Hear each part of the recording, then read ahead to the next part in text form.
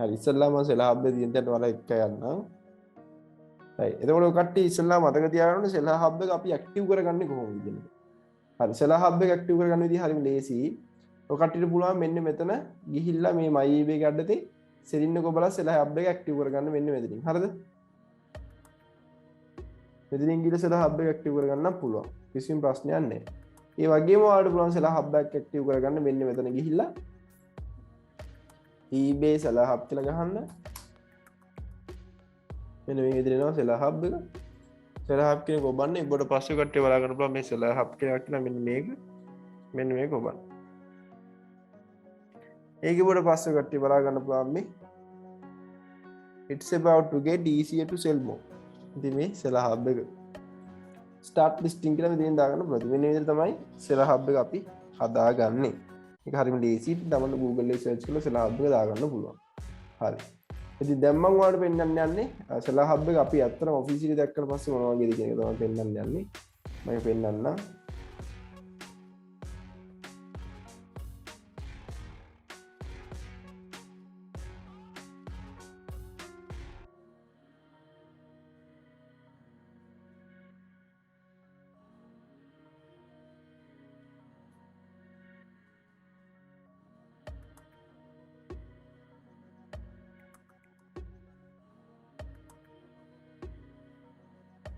right අපි ඉස්සල්ලාම sellerhub එක ගත්තට පස්සේ sellerhub එක මෙන්න මේ වගේ.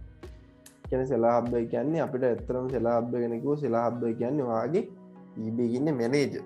ඉතින් ඒ කියන්නේ මෙහෙම දැන් සාමාන්‍ය sellerhub එකක් ගත්තොත් sellerhub එක යටතේ ඔයාලට දවසට orders කීයක් ආවද එතකොට මොනවද item යවන්නද තියෙන්නේ ඊට පස්සේ අපි ගත්තොත් අන්න ඒ වගේ option item කීයක් සෙල්ලා තියවද සාමාන්‍යයෙන් ඊට අපි ගත්ත පස්සේ දවස් 30කට item කීයක් සෙල්ලාද දවස් 4 item කීයක් සෙල්ලාද කියලා ඉතින් බලා ගන්න පුළුවන්. හරිද? sellerhub එක කියන්නේ මැනේජර් වයි කියන එක තමයි. ඊට පස්සේ ඔකට මේක ප්‍රධාන දේ ඔකට මොනවා notification එකක් ආවම මෙන්න මේ විදිහට search bar එකේ පෙන්නනවා මේ. ඒවා notification කියන එක මෙන්න මේ search bar එකේ මෙන්න මේ විදිහට පෙන්නනවා මේ. ඒ වගේ ගොඩාක් මේකේ ප්‍රයෝජන තියෙනවා. හරිද? හරි. ඒ වගේම මතරින් ගියාට පස්සේ ඔකට බලා ගන්න පුළුවන් මේ. එවැඩි shipment කියන්නේ order එකක් ආවට පස්සේ මෙතන තමයි එන්නේ. ඒ වගේම ගත්තට පස්සේ සෙල්ලා තියෙන දවස් කියලා සෙල්ලා තියෙන ඉතින් මේ වගේ මේ ගොඩක් දේවල් බලා ගන්න පුළුවන්. මෙතනින් ගියාට පස්සේ මේ හැම දෙයක් ගැනම පැහැදිලිව තියෙනවා. දැන් මේකේ තියෙන විශේෂත්වය තමයි මෙතන මේ tabs කීයක් තියෙනවද මෙතන අපිට බලා ගන්න පුළුවන්. මෙතනින් ගියාට පස්සේ මෙන්න මේ වගේ sellerhub එකේ ඔයාලට බලා ගන්න පුළුවන් මේ වගේ unread message, evading message, ඒ වගේ sales, ඒ වගේ messages ටිකක් තියෙනවානේ. හරි. එතකොට මෙතනින් ගත්තට පස්සේ ඔකට බලා ගන්න පුළුවන් ඉතින් මේ ආපු messages ඒකෝ මොනවද අපේ listing එකක් දාන්න පුළුවන් මෙන්න මෙතන ඔබලා. මේකෙන් listing එකක් දාන්න පුළුවන් මේ. මෙතන listing එකක් දාන්න පුළුවන්. හරිද? ඒ කියන්නේ මේක ගොඩක්ම ලීසියට තමයි තියෙන්නේ. දැන් මේ sellerhub එක තියෙන්නේ මේ වගේ. ඊට පස්සේ අපි ගත්තා පස්සේ active listing කොච්චර ප්‍රමාණයක් තියෙනවද කියලා බලන්න පුළුවන්. දවස් 30 දවස් 4 sales කොච්චරක් ආවද කියලා බලන්න පුළුවන්. ඉතින් අන්න ඒ දේවල් තමයි මෙතන feedback කොච්චරක් ආවද කියලා බලා ගන්න පුළුවන්. ඉතින් හරිම ලේසියෙන් සහ පහසුවට තියෙන ඉතින් sellerhub එක කියන්නේ මෙන්න මේක. උදාහරණයක් ගත්තොත් ඉතින් ඔයාලට orders ඔක්කොම පෙන්වනවා දවස් 7ට දවස් 8ට අද දවසට ආවේ මොනවද listing එකක් වෙදින් දා ගන්න පුළුවන්. active listing කොච්චරක් තියෙනවද. එතකොට මේ awaiting payment එක ගත්තොත් අපිට කොච්චර ප්‍රමාණයක් අපිට awaiting payment තියෙනවද awaiting payment ඇවිල්ලා දැන් මෙතන awaiting payment කියන්නේ උදාහරණයක් ගත්තට පස්සේ ඔයාලට බලා ගන්න පුළුවන් මේකේ අදහස් වෙන්නේ awaiting payment කියන එකේ ඔය කට්ටියට orders කීයක් ඇවිල්ලා තියෙනවද දැන් මේ ඉන්නේ awaiting payment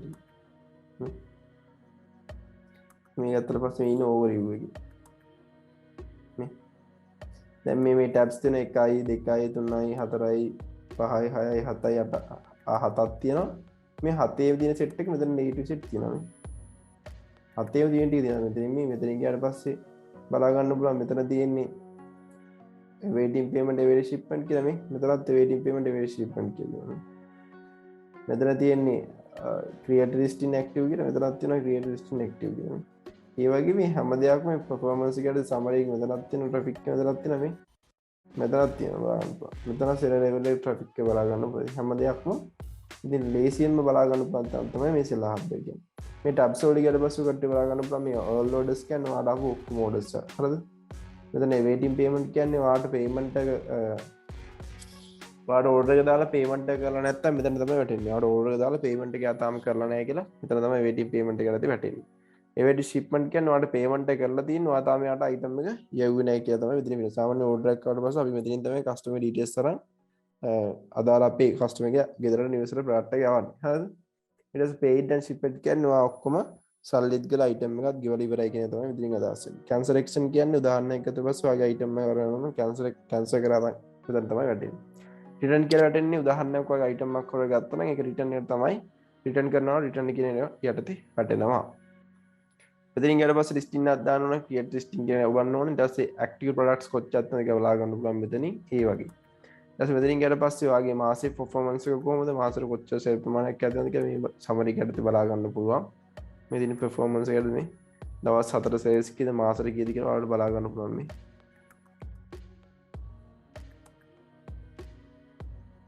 මේ marketing store කියන එක අපිට වැදගත් නෑ මොකද අපිට branded item මේ බේක නැති හින්දා ඉතින් branded item තියෙන කට්ටිය තමයි මේ marketing එහෙම ඒව වුමනා වෙන්නේ. ඊට පස්සේ මෙතන sales එකට ගියාට පස්සේ කට්ටිය කොහොමද sales වෙලා තියෙන කියලා බලා ගන්න පුළුවන් මෙන්න මෙතනින්. දවස් 30කට sales කීයද දවස් අන්තිම මාසෙට අන්තිම සතියේ කොහොමද sales ඒක කොහොම බලා ගන්න පුළුවන් මෙන්න මෙතනින්.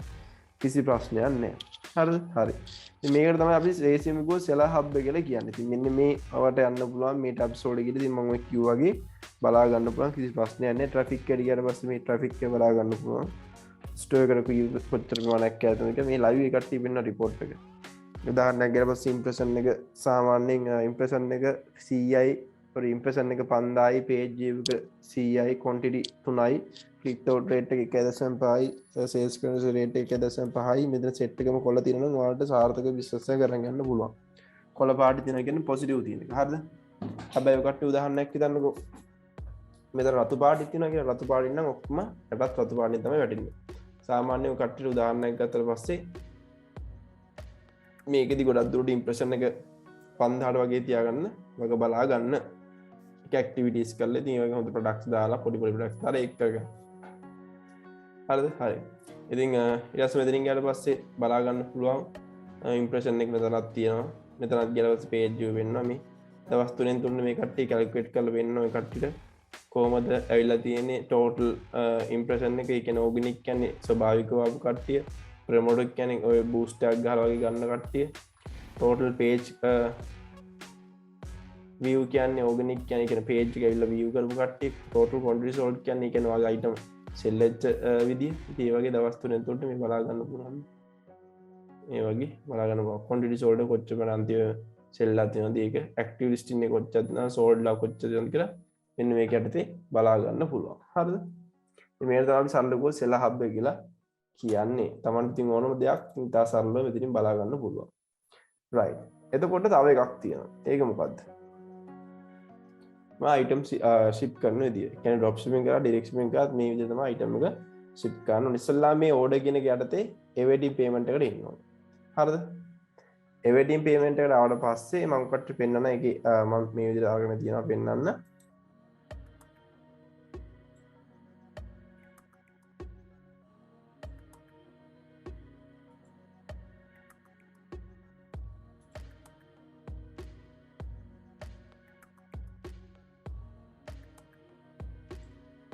හරි. උදාහරණයක් ගත්තට පස්සේ මෙන්න මේ විදිහට තමයි එන්නේ. ඉතින් දැන් මේ බා ඉස්සල්ලාම ඕඩර් එකක් කරලා පස්සේ අපි කස්ටමර්ට යවන්නේ මෙන්න මේ විදිහට. ඉස්සල්ලාම seller hub එකට එන්න seller hub එකේ මේ awaiting payment කියන තැනට ගන්න. awaiting payment කියන තැන ඉබ්බුවට පස්සේ ඔකට යනවා මෙන්න මෙතනට. මෙන්න මේ තැනට තමයි එන්නේ. මේකෙදි තියෙනවා order details කියලා තමයි. හරිද? මේ order details එකේ මෙන්න මෙතන තමයි තෝරගන්න ඕනේ. මෙන්න මෙතන මේ නම්බරයක් තියෙනවා මේ නම්බරේ ක්ලික් කරන් තියෙන්නේ. මේ නම්බරේ ඉබ්බුවට පස්සේ ඔකට බලා ගන්න පුළුවන් මෙන්න මේ වගේ තුනක් එනවා. මේ නම්බරේ ඕනම item එකක එනවා ඕනම item එක සෙන්ඩ් වුණාට පස්සේ නම්බරේ ඉදිරියනවා. ආවට පස්සේ ඔකට බලා ගන්න පුළුවන් මේ වගේ